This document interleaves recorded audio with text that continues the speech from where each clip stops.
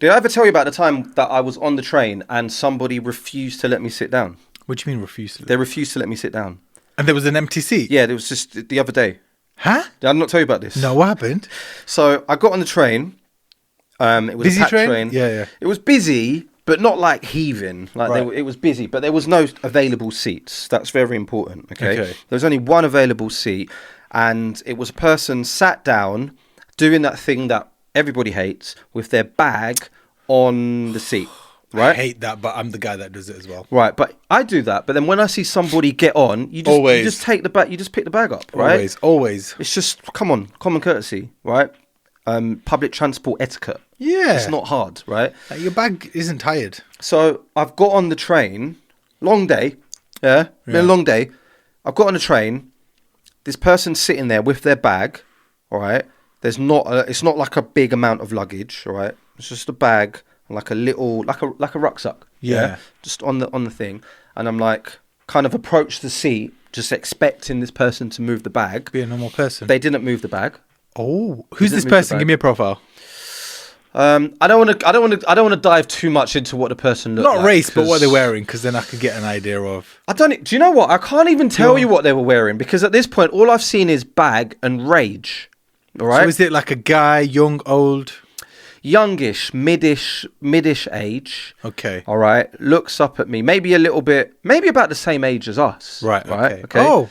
Yeah. So then you should understand. But looks a little bit older. Looks a little bit like. Yeah, they're not trying to be like cool or anything. They're just getting on about life with their annoying habits. Got right? you. So they look up at me and looked back down on their phone. So I'm just like, No. excuse me, can you move your bag? And they're like, no, actually, I can't. And then look back on their phone. That's rude. So what do you do? So I sat on the bag. Good. Wait, so the bag was on the passenger or the window side? The bag was on the side of the aisle, and they're sitting next to the window. That is daft. They're sitting next to the window. So when you sat on the bag, what did they do? They said, "Oh, it's okay." Really? No, it's okay. So for the whole train journey, I'm sat on this person's bag. And he didn't move the bag? They're just like, "It's okay." I don't think this person's all right. No, they were fine. They were all right. I don't think this person expected me to sit on the bag. What are you doing? You take the bag, though, surely. What are you doing? Surely you take the bag. What are you doing? Wow. I don't, like, sometimes my brain's just like, no, I can't. I just can't. Like, I've said this before. Like, I can't. If somebody's just being disrespectful, I can't. I would have at least picked up the bag and just put it on the floor and then sat on it. Just sat on the bag. Why am I touching your bag? I'm sitting on the chair. So, like, it said, no, I can't move the bag. So I said, okay.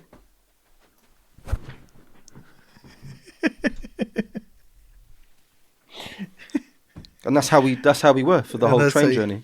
Many. It was about 4 or 5 stops, and I got off the train. He got off the train. His sandwich was flattened. I don't know what was in the bag. Probably got some fart stains on it, and there you go. It's rude, though, isn't it? Did you fart on it? No, I didn't even. It wasn't even me trying to be like. If you needed to fart, spiteful, I would have. Yeah, but I wasn't trying to be spiteful. I just want to sit down. I get you. Why are people like that? Yeah, that is quite rude. That is quite annoying. I once was on the tube and I put my bag next to my leg there, so you could clearly sit there. And some guy came and almost sat on my bag, and my laptop was in it. And I was like, "You don't need. There's no need to." So then I picked my bag up. Yeah, but I get it. But if they're fully like, "No, that's taking." No, they looked at me in my eye. Yeah, I was like, "Actually, no." That is wrong. That is horrible. I saw red. Also, though, I love this guy's confidence. Nope. I saw red.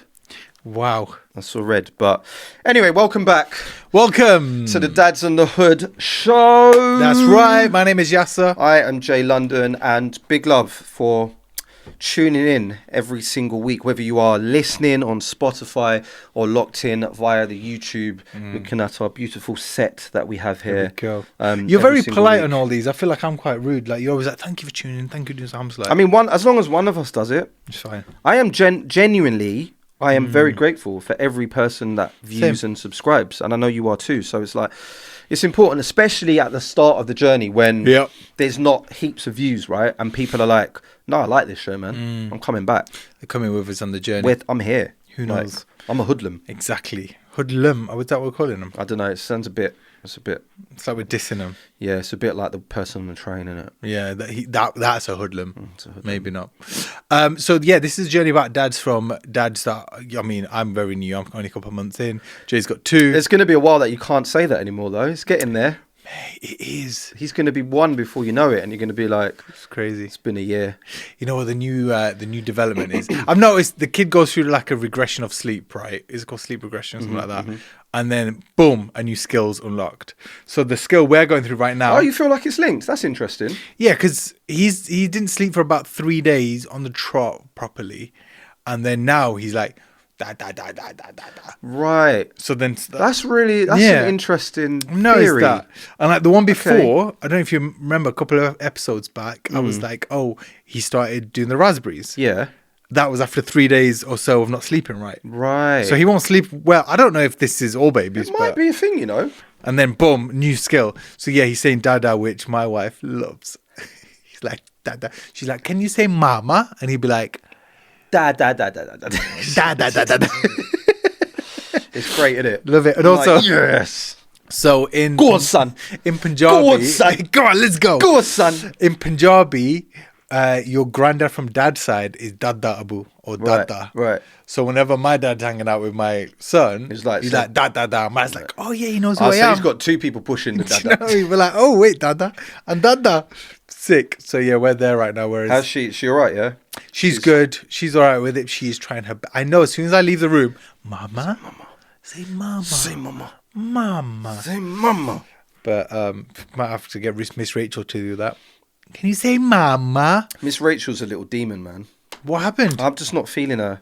What? I know. No, don't talk ill of Miss Rachel. I know. I don't like What? I don't What's like she how done? American she is, first of all. So I feel like us in the UK, our children watching it, it's just she's so American. But she is American. I know, but it's like I'm teaching my baby from an early age like to pronounce certain words in a certain way, and just the way that they just lock in, I feel like there's some sort of wizardry. I can't believe you're dissing Miss Rachel right I now. know, You know everyone's going to hate you. I know. This is going to be worse than anything you've ever said. That you don't like Miss Rachel. I just don't trust her, man. You don't trust... I don't trust her. This is getting worse. I don't trust her, man. Miss Rachel! I don't trust her on the TV Can alone you with my say son. Ma- I don't trust her. Or my daughter. Wow. There's just something about her. Hang on. I just you get saying- there's a bad energy, a feeling. I don't know. I'm a good judge of character. No. Are you saying phonics is not a banger? So I don't even know what that is. Phonics. It's not been. I'm playing you phonics, mate. Oh, see, she's going to give bad energy to the episode. No, I need to... Hang on. Miss Rachel. She doesn't need me to like her anyway. Like, she's a billionaire now. Like,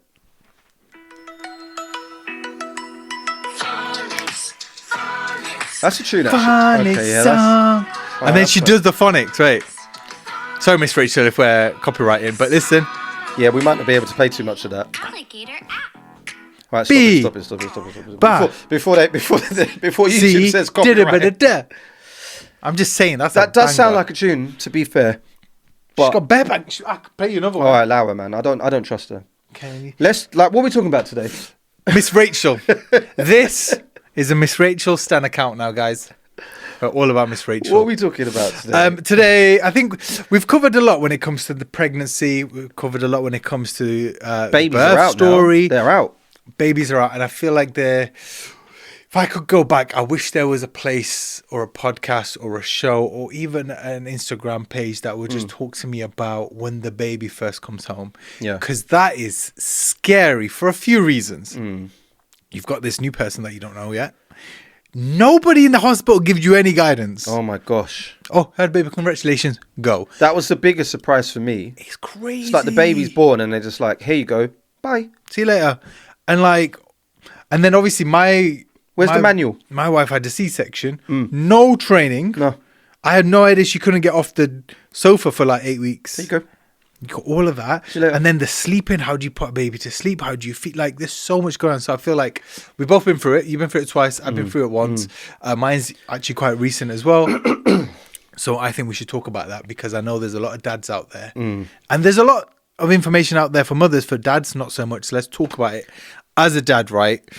The baby's come home. You've taken the picture. You've done the iconic picture. Everyone does it. The iconic picture with the car seat from behind, black and white it, walking out of the hospital, take a few shots as well. Why does the woman never do that? Why is it always just the dad picture? I don't know. I love it though. That's our thing. I love it. That's for us. That picture. You know what I'm talking about. You know what we're talking about. Yours is a good one, isn't it? I got a couple in it. Yeah, mine was really good. My first one was the black and white. Black and white. I deliberately wore a hoodie as well that had some sort of text on the back as well. So you got a little. I mean, it said Gym King. Like I've not been to the gym in like a year. Mine said Dad Bag, which actually shout out to Dad Bag. Shout out Dad Bag. They sent me a bag for it. Yeah, the bag for it. They're great. Bag is brilliant. You're still using it, isn't it? I use it every day. Big up to them. Every day. Send me one as well, please. I think you need to get one, bro. They're so good. Yeah. Literally as a compartment for every. Hang on, let me tell you about this dad bag, okay? We really need to talk about this dad bag. I literally messaged them on Instagram. I was nervous because I'm like, how am I gonna bring this kid home and have everything organized? Put him in the bag. Yeah, you don't put the baby in the bag. So I messaged him and he was so nice, man. He messaged me straight away. He goes, let me send you one. Have a look. And if you like it, talk about it on the pod. If not, it don't matter. I love it so much I'm talking about it. It's got a compartment for milks to keep them warm, like the whole thermal thing.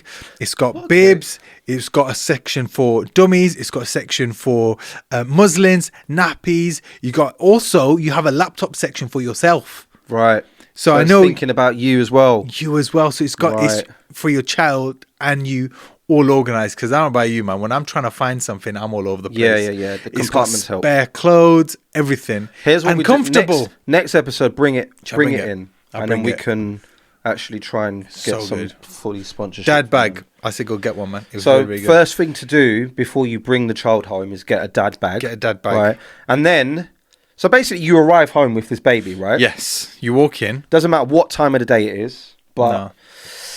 What's your first emotions as a father? What are people going through when they've just walked through the door with this new being who they've been expecting for the last 9 months? It's not a surprise. But now, what do you do? Man, I don't know. Like as soon as you come in, you're just relieved that it's all finished. The whole birth's done.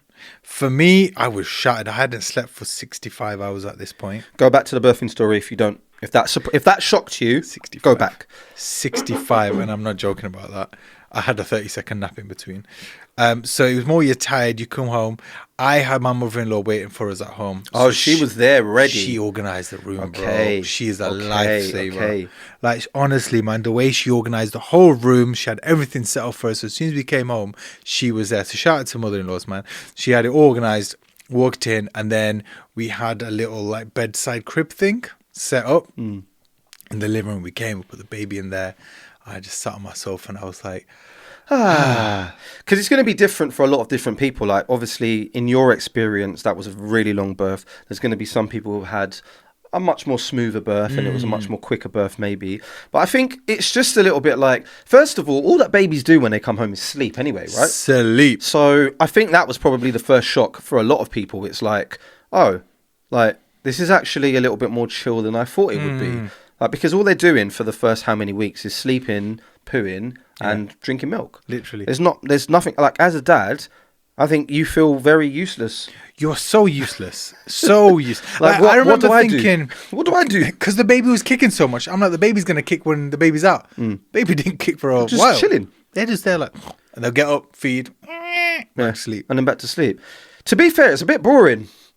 Really is. Like the first week or so, like obviously like you're overwhelmed with joy and you're taking this all in. I think the thing that I was probably doing was just trying to have that bubble. And I think a lot of people try to do that, but then you've got parents or grandparents or family and relatives who are immediately like, when can I come round? A lot of that happened. Which is fine, but I think a lot of the time people need to realise like, just give a little bit of space sometimes, or really check with that person. Like, did if you they're have people ready come for round? that. With our first, we left it, I think, a few days before we did, just to have some time with our child by ourselves. With the second, I think it was the day of, I think my partner's parents came round, if I remember correctly. Yeah. Which was fine. But yeah, it's just a lot of overwhelming joy, but at the same time, you're like, what do we do? I was kind of like, for us, my parents came around straight because they lived 2 minutes down the road. They just wanted to come in and drop off some balloons and food and whatever. Yeah. So that was nice. They came out. We were all shattered. They stayed for maybe like half an hour and then went just to kind of greet. Yeah. Because also in our culture, it's more if you don't, it's like you don't care, I guess, in a way. So for us, it's like they came through. Yeah, it's like you didn't come check up on the baby when they're born. Yeah. Like I remember when my sister gave birth to my niece, like they were straight away to the house for me to meet him. I don't know if you remember, I had back issues then. Yeah. Do you remember that time when I got up and I fell and my back went? So my sister brought the baby to me. Getting old, mate. So there's that. But then also, I've thought about this quite a bit. Like, I remember I didn't really feel like there was a bond between me and that baby for the first week. I felt like I was expecting this sort of joy to overcome me. Mm-hmm. And I saw a few other podcasts where the dads were getting emotional. They're like, oh, as soon as I held the baby, I felt protectiveness. I felt this, felt that. Like, don't get me wrong, I did. But I was also like, is this it? Yeah. Am I a dickhead for not feeling that? Like, I feel like that's probably the most unspoken about thing. And my friends have spoken about this. I felt that. Like, obviously there's joy. Like, don't get us wrong. But I think you expect to have this unconditional love as soon as you come home with the baby and the baby is born, that we have now for our children. But that takes time to develop, right? Yeah, and no one tells you that. No one tells you that. Bad. So you feel guilty. Like, I actually didn't. I actually didn't feel guilty for it because I was like, I'm not in control of these emotions. Like, this is all new, right? Yeah. So I don't know how I'm meant to feel. I'm just relieved and happy that obviously the baby is here and my partner is safe and everybody's good. Yeah. Like, all of that stuff is to come. Like, this is just day 1 or 2. But I think, for a lot of people, like, don't be so hard on yourself if you don't love your kid on day 1. It's fine. It's a natural thing not to. Like, now, as soon as I see my son and he smiles, it's different now. Yeah, it melts my heart. No, it's different. It's different. Nothing melted my heart then, and I was like, this kid would cry, and I'd be like, shh. Yeah, the kid would go shh, and I'm like, okay. And then for the first couple of weeks, we did a thing where I said I'll take like the later sort of evenings, and then my wife can do sort of from 3 a.m. onwards. Yeah, so we kind of shared it where she could get sleep. I'd be home at like 8ish. She could get sleep. Yeah, I put some R&B music on, and I'd walk with my son, and he'd sleep, and it was nice, and I really, really enjoyed that. But that was it. Like, there was nothing else I could. Because you don't know this child that you've just brought home. And I can't do anything. It's a stranger. You've come home. He's been there for 9 months. He's come out now. It's a stranger. I felt more when I heard the heartbeat than I did when I saw it. Did you really? Yeah. Okay, I hear that. That was more of an emotional moment. And I think the other one was when the baby was born. But then my birth story was so crazy that moment was kind of like a sign of relief that it's over, that whole pregnancy. The birth story. I can sleep Whereas now. coming home was like, okay, and then I'll change the nappy, do all of that, and it was kind of like a routine. Like I know I got to do this, and I just do it. And then it gets on like a month or so, and then the baby stops sleeping. Oh my God! Why don't they warn you, man? Like a week. It's probably like a week that sleep period lasts, give or take a couple of days, where the baby's just sleeping. I remember when my son was born, for the first like 72 hours, I was saying to people, what's all the fuss about? Like, I don't, like, what? Like, he just sleeps. Just sleeps. Like, at night time, he's out for like 12 hours. And they're gone. He's gone. Yeah. Like, we're getting 12 hours sleep a night. Literally. And even feeding, it would take a little while. But once the feeding's done... Now... No one told... Actually, that bit was quite crazy because, like, you don't realise when they're newborn, when they poop, that resets the whole clock, right? Yeah. No one told us that until we got home. Yeah. So basically, the baby will wake, you'll feed the baby because the baby's hungry. That takes like 45 minutes to feed the baby, right? If you're breastfeeding. That 45 minutes... Now, babies only wake up for about 45 minutes. So if the baby's fed for 45 minutes and then the baby poops, it's now made enough space so that the baby's hungry again now. But now the baby wants to sleep. So the baby then sleeps because they've been up for 45 minutes. As soon as they wake up, they're like screaming like they've never been fed. That's why you see these newborns like, I've never eaten before. Give me the food. Where's the milk? Give me the milk. Where's this milk? Give me the milk. Bro, I've never eaten before. And then they feed again, take 45 minutes, then they'll poop, and then it resets. And then you're thinking you're doing it wrong because why is the baby always crying or why is the baby always fussy? It's because the cycle's all over the place. It's different. Yeah, I guess it is different for every child as well. But you do get to that stage where it's been a week, you've had that great sleep, and then it just slowly starts to change where the baby then starts getting up. I mean, every situation is different, but it might be the baby's getting up every 2 hours. It might be the baby's getting up every 45 minutes. It might be the baby's just not sleeping at all. And then that's where you get I told you you should appreciate the sleep because now you ain't getting any sleep. What do you mean by appreciate? I did appreciate the sleep. I told you. The sleep's over for you. Oh, that's happening now. Wait till this happens. Yeah, wait till it happens. I feel like that's our pod though. Literally. I don't feel well like that. But no one talks about that, the bit where like 2-3 weeks later where the baby's just so reliant on the mum, you can't do anything. It is a thing, and I think there might need to be a couple of episodes where we speak a little bit more serious about that stuff. I've got a friend who's a child psychologist, and he might be one of our first guests that we get on to just talk about maybe the psychology, not just of children, but just like same sort of thing can maybe be applied to dads and the things that we go through, like mentally, that some people might not be aware of. Like dads in particular might not be aware that they're going through it. Yeah. Partners are probably completely unaware that dads are going through it, and it's not something that's spoken about enough because I feel like women obviously do all the hard work, right? And they deserve all of the praise and the credit that they get, but I feel like a lot of the time men are overlooked in terms of the strain that they've also been through. That's not comparing it to the amount that the woman's been through. It's not saying you should. Two things can be correct at the same time, right? So men are also entitled to feel a certain level of strain, and naturally you probably do, but I think a lot of the time you don't even feel like you can vocalize it because you've just been like, how can you tell a woman who's just been carrying a baby for 9 months that has just given birth that you feel stressed out and like all of these things? You know, one thing that I've really got me within the first few weeks of having a baby was having to go back to work so soon. Yeah. That was crazy. I had 2 weeks off. I had 2. Yeah, same. Including the birth. Yes. I think I had 2 weeks off, and then during those 2 weeks, I still worked one day in the middle of those 2 weeks. Yeah. I still had to go in for one day. Because our birth was 60-some hours. That's the first week pretty much gone. Yeah. And then I had a week, and then I had to like say bye. I'll be back in a few hours. Yeah. Leave my wife. I'm so grateful my mother-in-law was there because she could look after her. But if she wasn't about, I don't know what. Yeah, I would have done. Like, you're leaving this woman who's just had a C-section with a baby. I only get a week off, and that's it. Yeah, that needs to be looked at. Really bad, man. And you can't concentrate at work because all you're doing is thinking about home.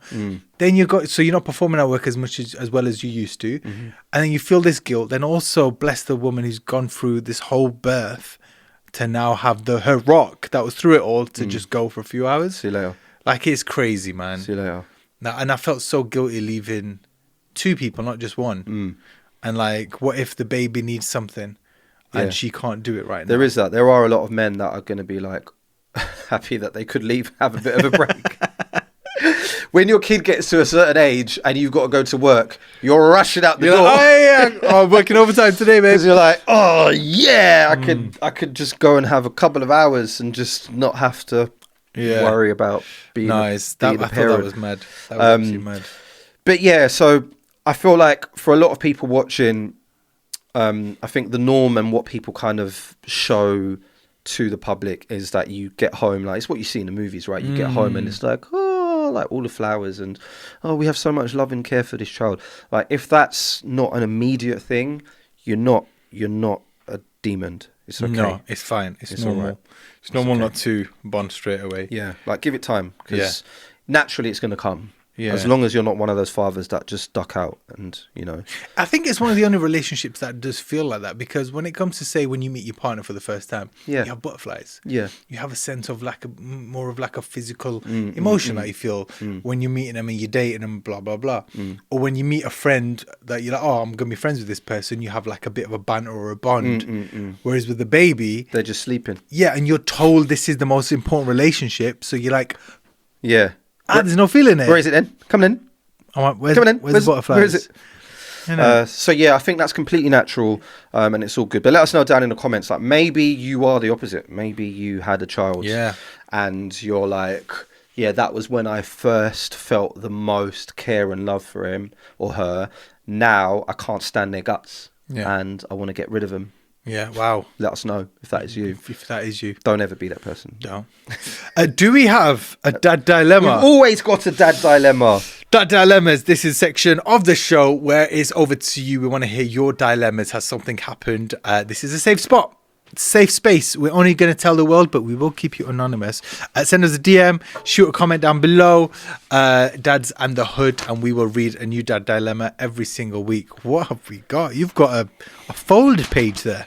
Lads, help. My partner says I've changed since the baby arrived and I'm a lot more distant. I feel exhausted, not distant. What do I do? I feel like a lot of the times where we do these dilemmas, the answer's always the same. Just chat to your partner, man. Chat to your partner. Why are you telling us? Communication is key. As much as I love the dilemmas, speak to your partner before you comment on a YouTube episode of Dads and the Hood. Speak to us. It's fine. We can be the partners. Speak to us first. Yeah, and then go to. And then we'll tell you to speak to your partner. That's a really good one, man. It actually relates to the episode as well. 100%. I like that they're relative. Innit? I just feel like, firstly, don't feel bad for feeling that way. If you're feeling a certain way, it's okay. And a lot of times, as dads, society or the situation pushes us to feel a certain way when we don't. And we have to put on a bit of a hard shell. Yeah. Oh, no, I'm cool. Or act Man, a certain I'm a man. way. Yeah. Bun that. Yeah. Don't. Like, Bun that's that. how you... I'm not Bun that. Bun it, yeah. Not use that word, yes. But allow that. Like, there's no point feeling that way, because you are feeling the way you feel. If you resolve your feelings there and then with your partner, it's only going to strengthen everything. And you are probably tired. You know, you're entitled to feel like that, and it goes back to what we was kind of just saying towards the end of this episode, where like you go through a lot as well.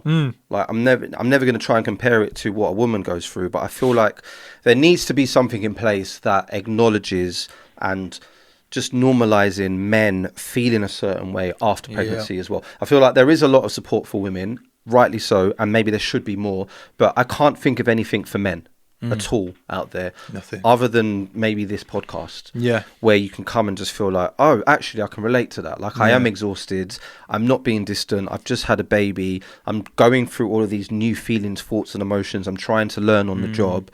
Just allow me for a bit. I'm not going to be the same person that I was 9 months ago at this moment in time. Yeah. Because I'm also going through it. Like I've got all of these fears of financial fears, or like being the best person, looking after myself, looking after you, looking after my mum, paying the bills, paying the mortgage, like making sure that everybody's safe and okay, having to work and concentrate at work, and then not sleeping at night. Like it's a lot. Long list, man. It's a lot. Long list. But also it just goes to show how important you are to everything, because a lot of times we do feel useless as dads because the mother's feeding, the mother's always better comforting, and all the list goes on and on and on of what the mother does.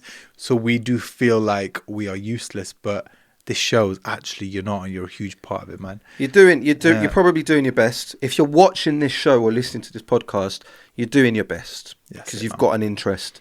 If you are one of the fathers that just ducked out and you haven't seen your kid for 5 years, then you're doing shit. And you're probably not listening right now. You're probably not listening.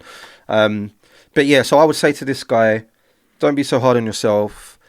Have regular chats with your partner. Yeah. I try and do that on a regular basis as well. Just have regular chats with your partner. Be able to normalize expressing how you're feeling. Listen to how she's feeling. And then hopefully you should both feel a lot better. And if you do feel like exhausted or distant or whatnot, try and have a second out. I know that's a lot easier said than done, because sometimes I might feel exhausted and I try and escape for a bit, and then I'm greeted 10 seconds later with a child to say, "Where you going? Where you going? Yeah, what are you doing? happens a lot. What are you doing? You can't get out. You can't get out. Can't get out."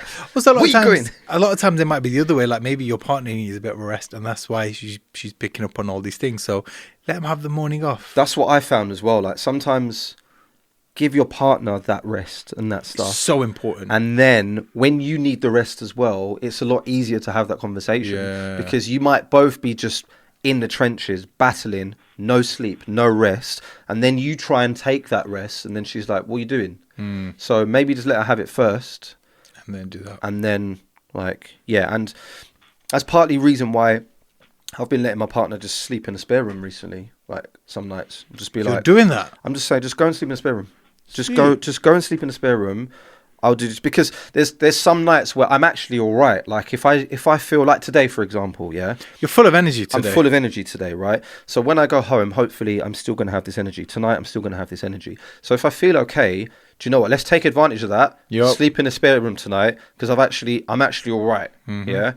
Let me spend time with these children and use this energy that I have. You go and recharge, and then we swap. Like it's something me and my partner actually spoke about the other week as well, man. Like the goal is the same. The goal is to raise these kids. The goal is to keep the household in a certain order where the child is going to benefit. So whatever it takes to achieve that, you do. Yeah, it's not me versus you. Yes, it's not. That's your responsibility. That's your responsibility. Remember that. Partners. If you're watching, it's not me versus you. You heard what he said? It's a team. Team. So be a team together. Team. There's no I in team. Team. Yeah, that's the same. That's the same. Good. Yeah, cool. Right. Big love. See you next time. See you in the next one. Safe. And that is it for today's episode of Dads and the Hood, man. I hope you've had some gems and maybe just a bit of laughs. Yeah, man, you made it to the end. Congratulations. Big up to you. Please like, subscribe. If you can relate to anything, leave it down in the comments as always, and we'll see you on the next one. Also, share it, because this is new. This is a new journey. It is a new journey. And come with us on this journey, and we could be new together. I don't know. Always gets weird. I don't know what that means. Always gets weird. It means something. I just don't know what. See you on the next one.